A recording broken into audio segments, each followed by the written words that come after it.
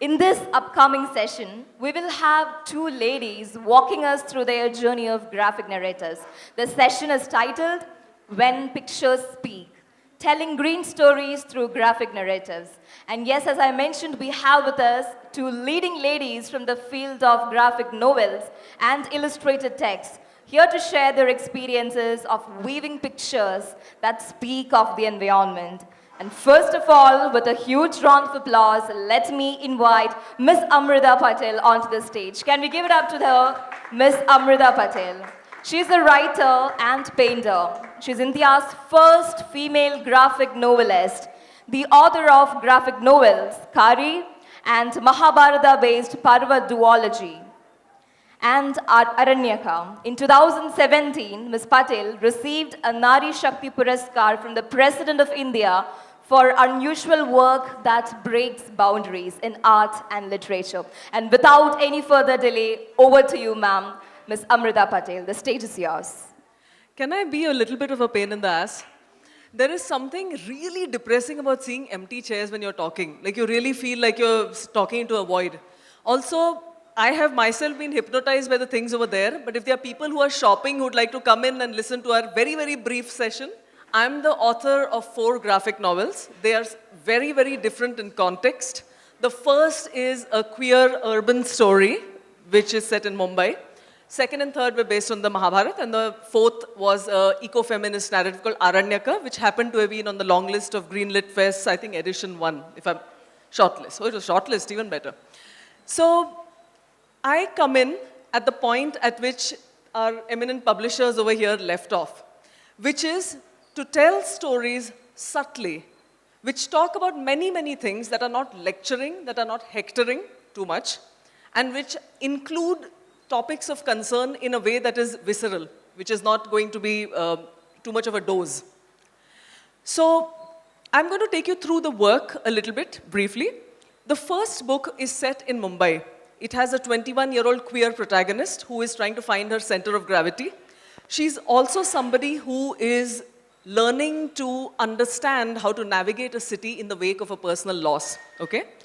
Now, what makes this book special is that its backdrop, which is Mumbai in all its concrete glory with the rivers that run through, which one can mostly just smell while taking a local from one place to the other.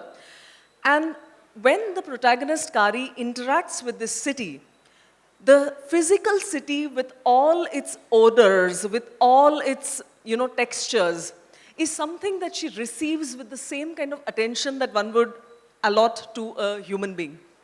And the city is as much a character as any of the glittering and poignant interactions that happen with human people in the story. Kari herself as somebody, it is not mentioned explicitly in the book, but the urban settings are not her natural habitat. But she looks at the city with a gaze that is startled sometimes at the horrors, but never in a dismissive and judgy way. One of the things that Kari sets upon herself in this metropolis is to unclog the waters of the river, which is more like a sewage canal that is running along. And that is her chosen role in the story, as somebody that will unclog the waters. So if I were to see the trajectory of my works, in Kari there begins the most basic nub of a bodhisattva aspiration that something's amiss, gotta fix it, don't know how, but I'm invested enough to not dismiss it, and I'm there, I'm willing to get into the water. This is Kari setting out into what looks like landfills and sewers to go into it, but there are many other aspects of the city's airs and the city's being that are also there in the book. The next 2 works were mythology, and this is where something that has become an enduring preoccupation for me kicks in. Our stories are almost like hand-glove, puppets. They are stories which have certain essence, but a talented storyteller can figure out many, many ways in which to animate them to bring out the concerns that matter. And it is up to me to pick up the threads that will amplify. So what are the stories I choose to pick in a big cradle of yarn to weave my own tapestry? Now, the element that I chose to amplify in my books, Adi Parva and Sauptik, is the presence of a river which is in the backdrop of both. Actually, in the first one, she's not even in the backdrop. She's the narrator. She's the sutradhar. Ganga is the sutradhar of book 1. And in telling this story, she is a little bit of a mysterious and unsentimental kind of a queen mother, but she's also a river who is clogging. And at some point, towards the end of the book, you can tell that she is struggling for breath. She's getting oily, she's getting thick and dark. In the next book, which is Sauptik, the river persists. This time it is Yamuna. And what mytho buffs know is that Yamuna, aka Yami, is the sister of Yamaraj, who is the god of death. And she is the Kalayug's accompanying river. She is the river that accompanies Krishna's stories. She's dark, she's turbulent. She's not a river that you can mess about with. So these rivers exist, and there are also continuous discourses about how the primary affiliation of any kind of a Vishnu avatar is to protect Bhudevi, or the earth. Varaha does it most obviously by ducking into the ocean and pulling Bhu as Bhu. But in other ways, the female protagonists, such as a Draupadi, are earth element manifest. You hurt it, and somebody's got to pay. And that's mostly us. With Sita, it's the same. She's born of the earth. She's born of a cleft of the soil. So essentially, there is continually a thread about the price that there is to pay when things that are connected with the elements are disrespected by people that don't know better. That is something, there are multiple tracks running in the story. Personally, for me, as I get older, a little bit resonating with what was said in the earlier session, I don't like bounce for the sake of bounce, but I do like stories that make me not want to shoot myself in the head every morning, So there is an engagement in an uncompromising way with the darkest of what is happening, often to do with a broken world, but there is always a quest for a dancing state of things as embodied in this picture. Again, at one with the elements, of the elements, and in a dancing state. An issue that comes up in the books over and over is subtly mentioned, if you look for it, which is that sometimes, like here you have Arjun and Krishna in a very famous episode burning down a Khandav forest in order for something to progress in the stories. Everything is chain linked, right? Now, it is a very strange moral dilemma, which is you're forced to examine that somebody you're rooting for as a hero is doing despicable things. Every last creature is being brought down.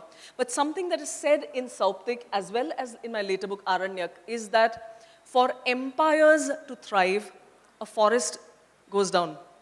And that it is always a choice that one needs to make sometimes, and sometimes it is inevitable, but there is blood on our hands. Here again, Draupadi manifests as, a being on the planet, but quite linked with elemental material. And when she is disrespected, Hastinapur's knees are in trouble.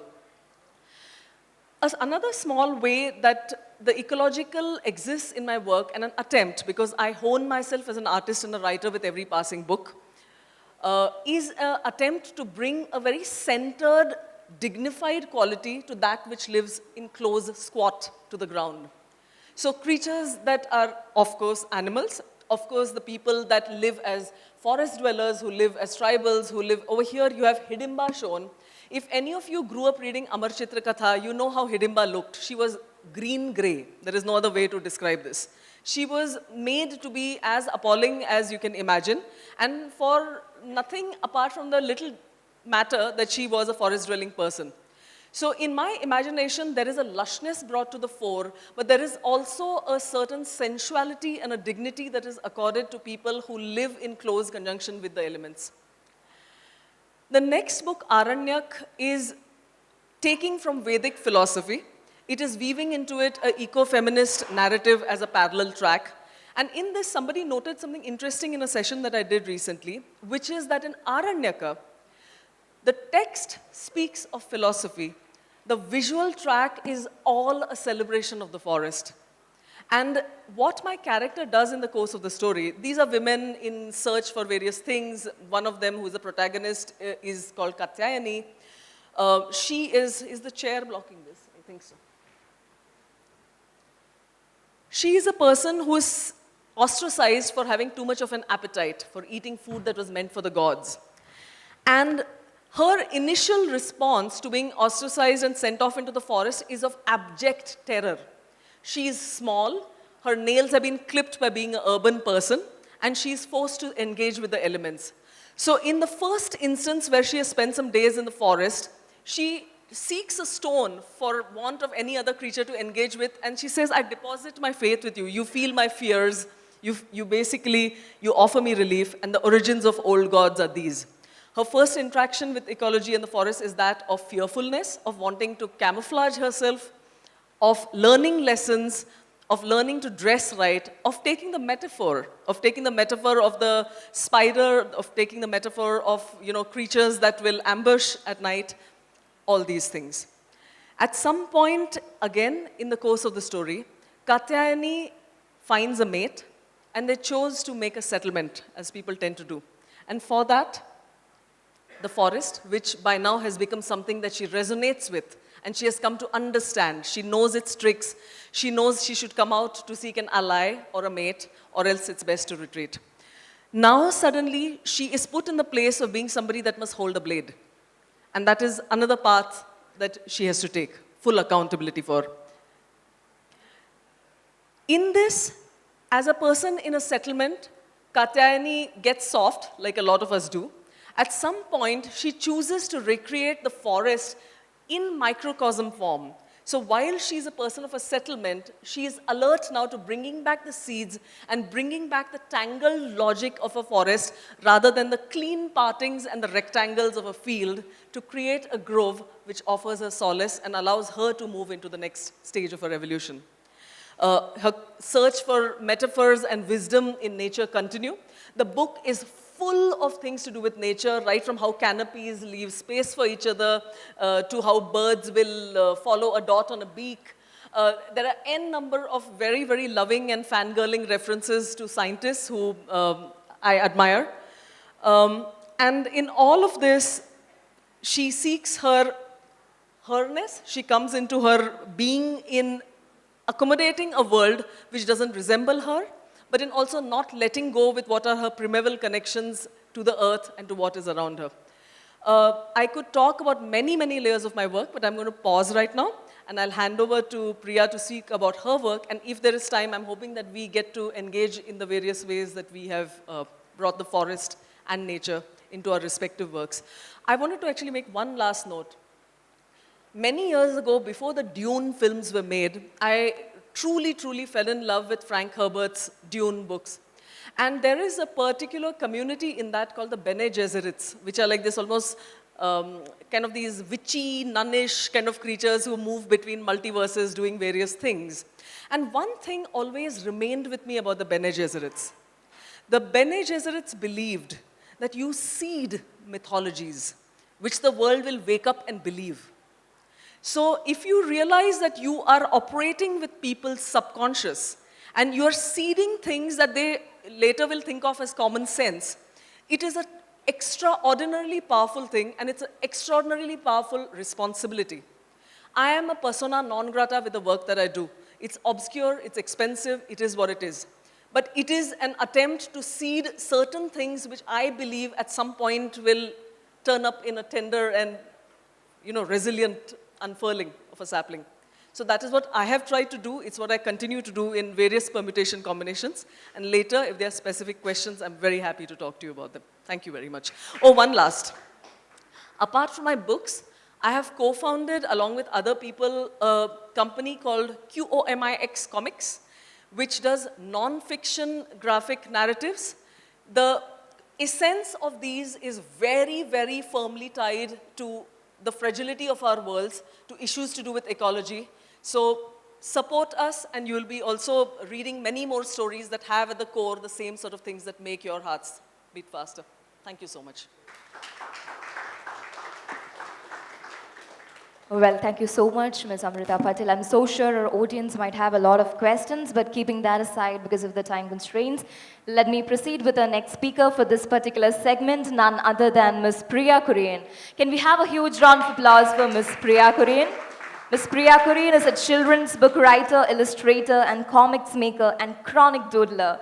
She has directed educational films for the CCM Street Show and the Children's Film Society of India and has illustrated numerous children's books for various Indian publishers. She lives and works in the city of Bangalore, and in her spare time, she likes to make funny caricatures of her residents. So yes, without any further delay and a huge round of applause, Ms. Priya Kuriyan, the stage is all yours.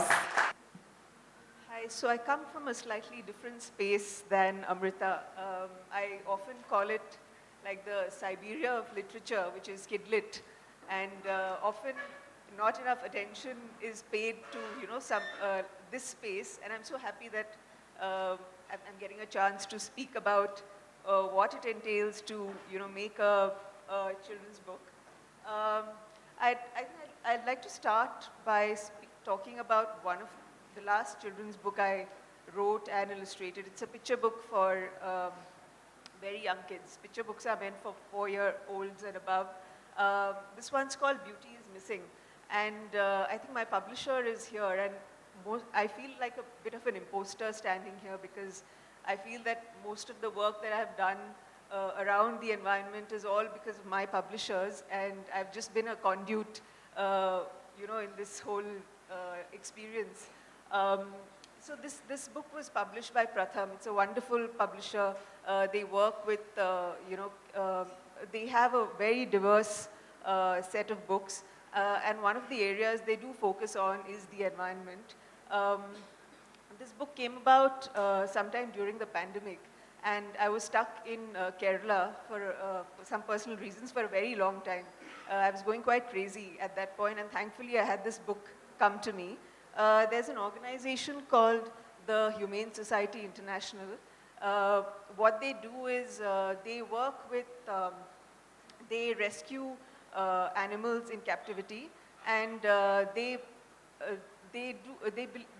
understand that people do need to eat meat, but they believe that the quality of an animal's life is equally important. Something like what Michael Pollan spoke about.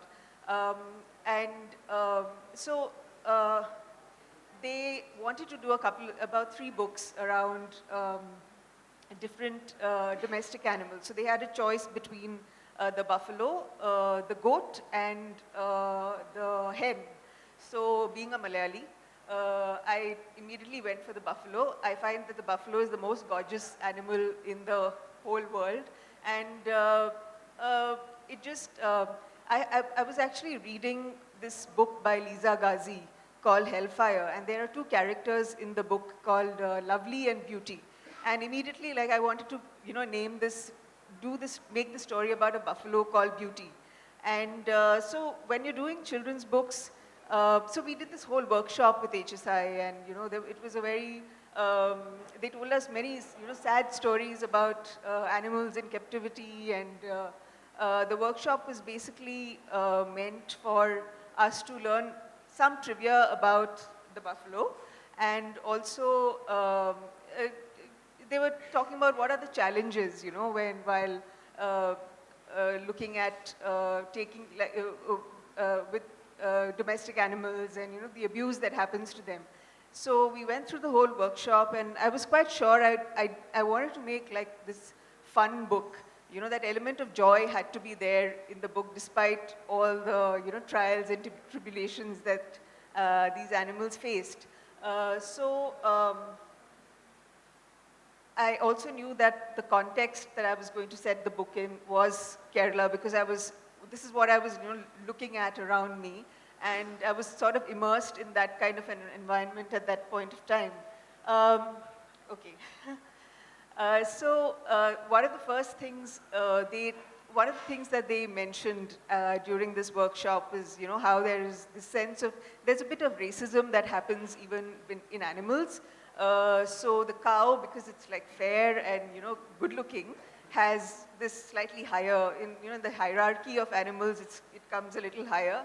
And since the buffalo is really dark, trust Indians to, go that way. So the buffalo has this really, has a bad reputation. And also like mythologically, it's like the god of death, rides on the buffalo. So it's not a very, considered a very lucky, nice animal. Um, and the other piece of trivia that was sort of told to us was that it loves listening to music. And that was something I latched on to. And the first thing I did was, like everyone, I Googled missing buffaloes. And the first piece of news that popped up. So one of the most famous cases in India was this case of, there's this very infamous minister called Azam Khan from the Samajwadi Party.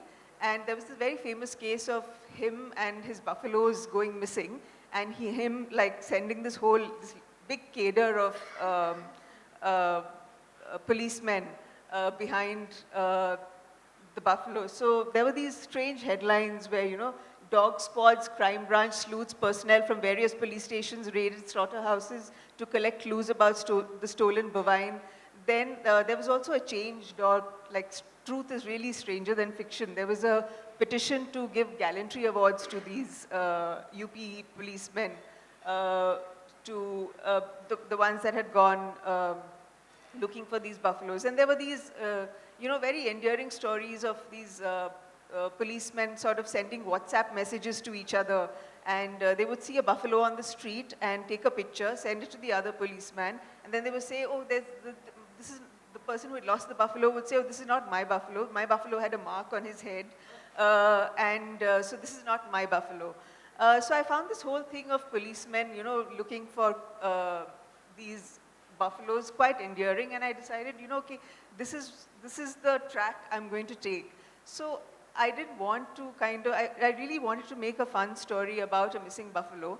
And I wanted the politics of the story to really be not explicit, but subliminal. Like, I wanted the kids to kind of take away whatever they want through just a really fun narrative. I didn't want to lose out on the joy of the narrative by just bombarding them with facts and, trivia. So these are like some of the initial, sketches. Usually I sort of, these are the bare bones. So I start off by just, making quick doodles, doing character sketches. I really wanted the main, the protagonist to be a rookie lady cop. And she's the only one who kind of takes the whole case seriously in the police station. There are lots of, the lady who loses her buffalo is this old lady called Tessama, who is, as you can see, she's, and someone noticed when I had sort of drawn her that this was the first time they were seeing a woman with her hair open in a children's book. So I'd seen women, right after their bath, and it's a huge transformation, when a woman has her hair tied, and once the hair is open, the character just changes, and I kind of wanted that. These are some of the cops in the station who don't kind of take the whole case seriously. There's an actor, a very famous Mallu film actor. I hope there are no fans of Suresh Gopi in this audience. So the main cop who doesn't he's a bit of a, no other words for it, he's a bit of a bully. And he doesn't take the women in the station or the main complainant seriously.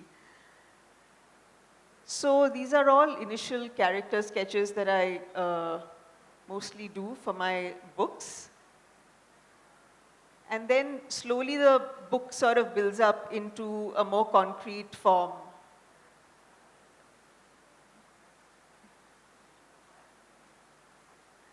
And then there are also the color explorations, and so there's basically a lot of planning, and I usually I still work analog because I just find that there is a lot more vulnerability in your work when you're painting, and these human errors that you make really make the work yours.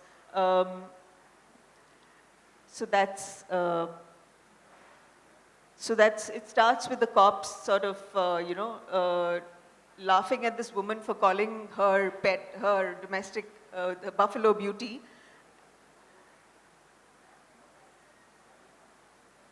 And that's, so when she files the complaint, she tells, she speaks of, what Beauty likes to do. So she's a big fan of music, and it is that little red radio that keeps following Beauty around that finally helps solve the case.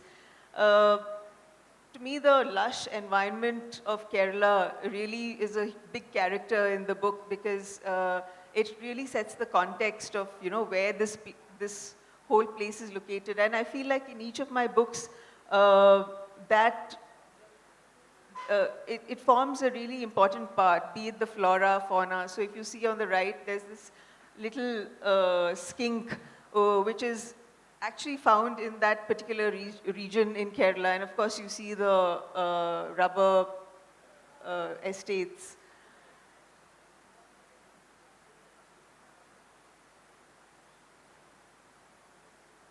Yeah, and finally, once the Beauty is found, it is Inspector Gopi, who is the not so nice cop, who finally realizes that Beauty is indeed a beauty, and when he finally sees the buffalo. Can we have the next PDF on? Yeah. So like I said, I worked with a couple. The publishers that I worked with are really wonderful, and Sujata here, who is part of Kalpriksh, has also given me some fantastic books to work on. I'll quickly take you through some images of those books. This is a set of 2 books that I worked on with Kalpriksh. They're both supported by Parag, which is part of Tata Trust. All these books, both of these books are about communities kind of getting together and trying to make a change in society. One is about a beach cleanup. The other one is about a garden, a garbage dump being turned into a garden. And I felt that in the spirit of the book, in the spirit of the story, I wanted to use all the artworks were also made out of scraps of paper. So that's what my table usually looks like when I'm working on these. I'm a big hoarder of all kinds of junk. It's a bit of a pain for people living with me, but that's what it is like. So these are all cutouts of characters, and they finally make it into my books here. This is another lovely book by Tejasvi Apte Ram. Like kids really, as soon as the name Poop comes up, kids really chuckle. And it's just a really fun way of, speaking to kids about the animal world. I'm also so happy that Devashish is in the audience, because this is one of the most important books that I worked on. It really changed the way I thought about, children's books. I studied in a design school, and, they teach you all kinds of things about how to research things, how to look at, how to create stories. But I think till this book happened, I didn't take the world of children's literature seriously enough. I didn't think that, what I had learned in design school was important enough to be applied to children's books. But I think because this was the first time I really understood that, children's books can also be political. I remember this discussion where we were working on the book with Devashish, where he said, like, we were making this book about a tree that, is going to get cut, and there are animals living on the tree. But on the face of it, that was the story. But actually, it was a very political story about, a Bombay chawl being brought down, and we were using the visual metaphor of this tree with balconies to kind of mirror that chawl. So so thank you, Devashish, for that. My work in comics has also kind of been a lot to do with, I work with people who are really connected to, are concerned about the environment. this one of the graphic novels that I worked on very early in my career with Anirudh Sengupta. It was published by Sage, and it spoke about toxins in our environment. And we were working with an organization that called, which was publishing books around the same topics. I think I'll quickly go through some of the images in comics because I think we might run out of time. This is a series of images series of stories I worked on with Jacinta Kerketa. She's a journalist based in Jharkhand and an activist, and she writes about her own community and a lot of tribal communities in Jharkhand, Orissa. So it's been a real pleasure working with her.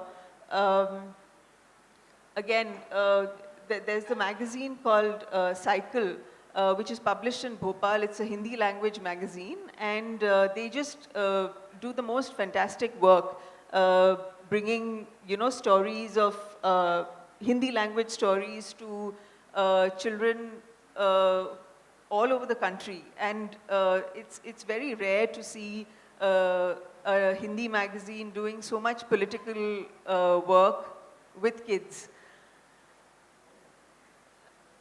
These are some of my commercial projects, which also very luckily include, conservation related stories.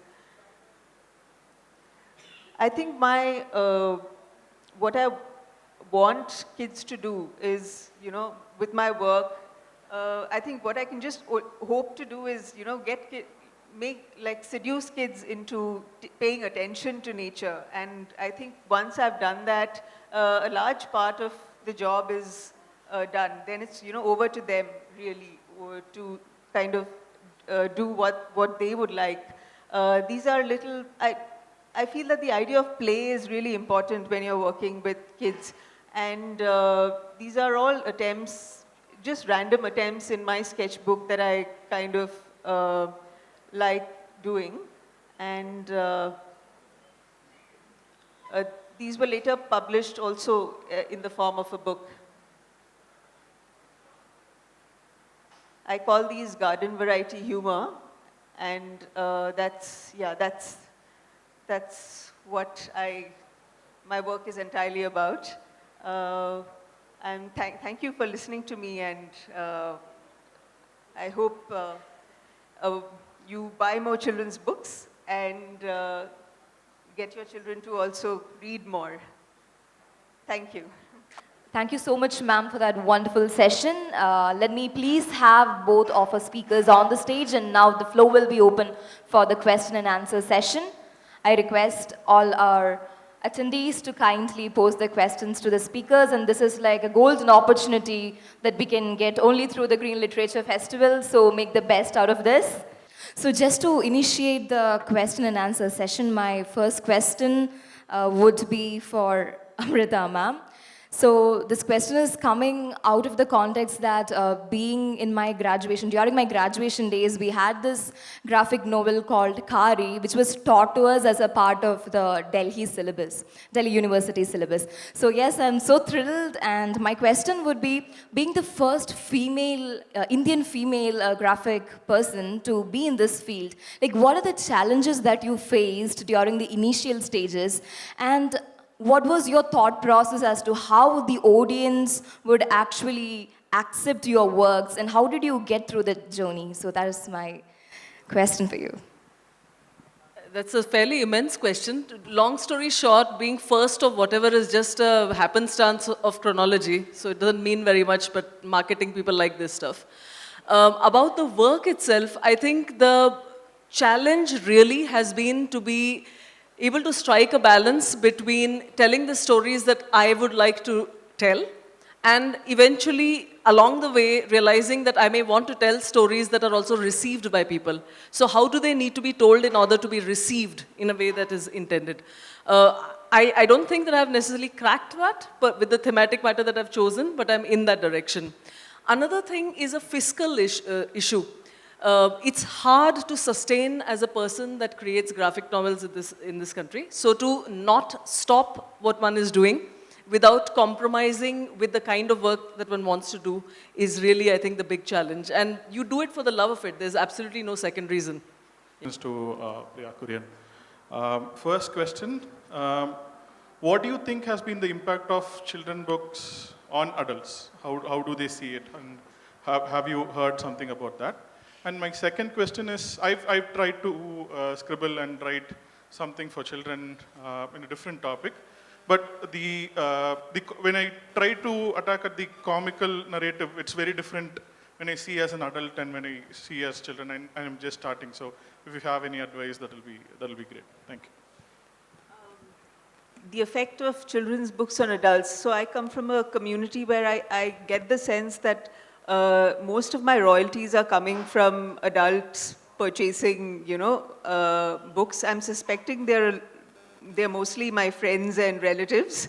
But I do believe that picture books are really not just meant for kids. I know a lot of I know a lot of adults who seek solace in picture books. Finally, when it comes to just being in a particular kind of mood or being down in the dumps.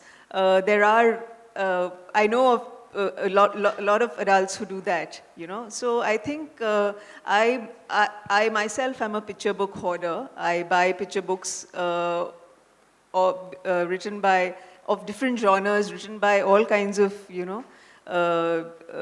authors, Indian, European, American. So, I mean, if that answers your question. The second one was about your, what advice? As an adult when you're writing. Yeah, for children. I mean, I would say just take children seriously, like don't patronize them. And they are very intelligent people. And if you are writing for them, yeah, just take them seriously. And I think that would be the best advice.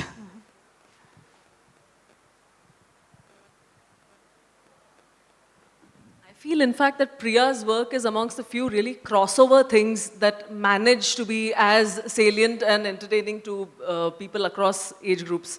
I do think that. Thanks, Amruta. Any questions about any other aspect of the yes, there's.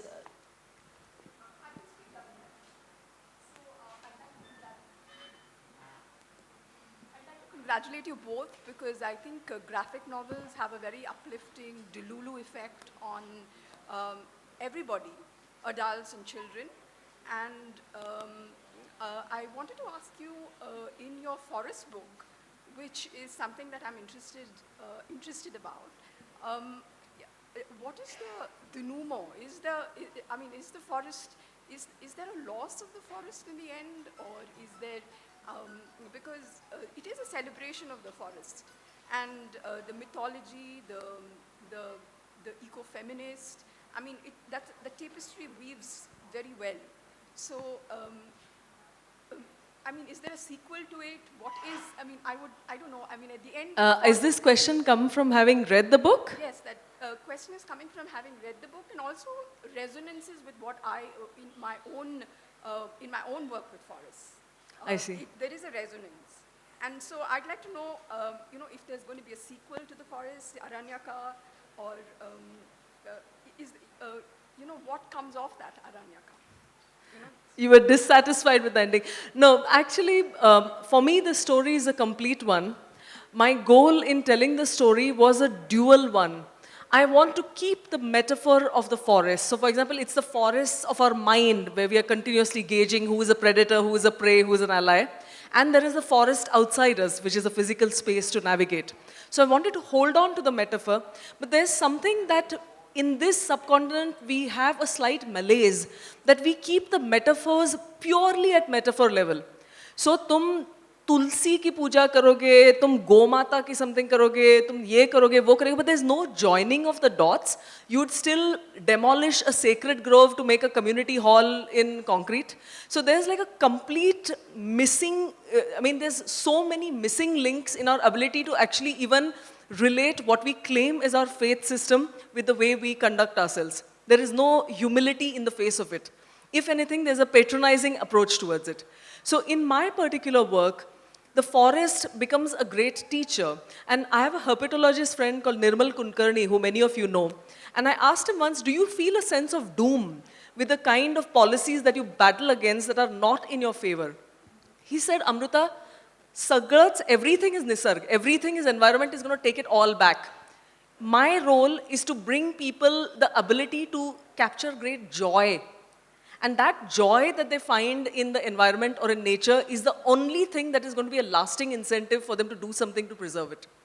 So I think there is a bit of that in the way I'd like to do things is I work on the beauty track, there's an ecofeminist track, there's not a savior track if I can help it in that. Thank you. Well, due to the time constraints, I think we need to wrap up this session, but can we have a huge round of applause for the two ladies here? Thank you so much for that engaging discussion and the exchange of knowledge that we just had. And yes, everyone, the third edition of the Green Literature Festival, we are coming to the concluding segment. But before that, a very important thing. I would like to invite Ms. Megha onto the stage to hand over a token of gratitude to both the speakers, to Ms. Amruta Patil and to Ms. Priya. Thank you so much for gracing the Green Literature Festival with your presence and adding value to all our knowledge systems. So once again, on behalf of the team, thank you so much.